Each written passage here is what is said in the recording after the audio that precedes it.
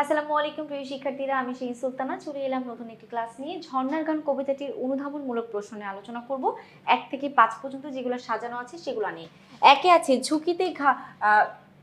ঝুঁকিয়ে ঘাড় ঝুম পাহাড় ভয় দেখায় চোখ পাখায়। আচ্ছা, ঝর্ণা যখন একা একা চলতে থাকে তার চলার সময় ঘাড় ঘুরিয়ে ঝুম পাহাড় প্রচন্ড পরিমাণে ভয় দেখায়। বলতে কি বোঝানো হয়েছে দেখো, নির্জন পাহাড় ঘাড় বাঁকিয়ে চোখ পাকিয়ে ঝর্ণাকে ভয় দেখায়, কিন্তু সে সমস্ত ভয় উপেক্ষা করে ছুটে চলে।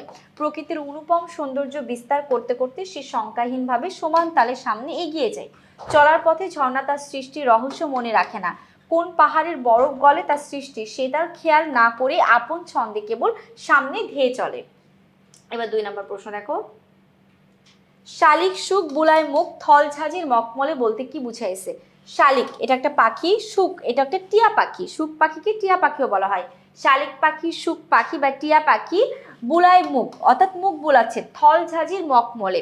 ঝাঁঝির গুল্ম জাতীয় জায়গাতে মখমল ভাবে হচ্ছে মুখ বুলাচ্ছে, তার মানে এখানে ঝর্ণার পানি পান করছে হলে শালিক সুখ বুলবুলার পাখি, ঠিক আছে, বুলবুলি পাখি।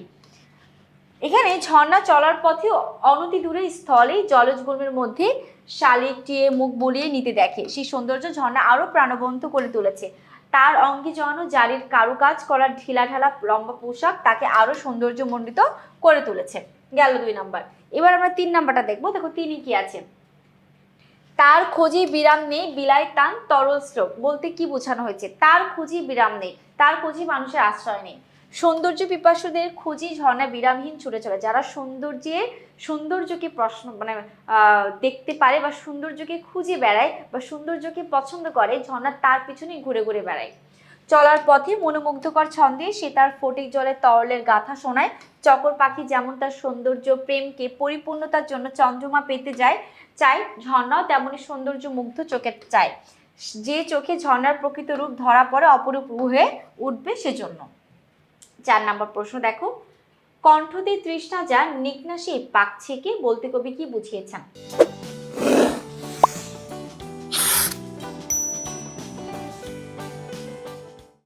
আচ্ছা, এখানে ফটিক পাখি বা চাতক পাখির কথা বলা হচ্ছে।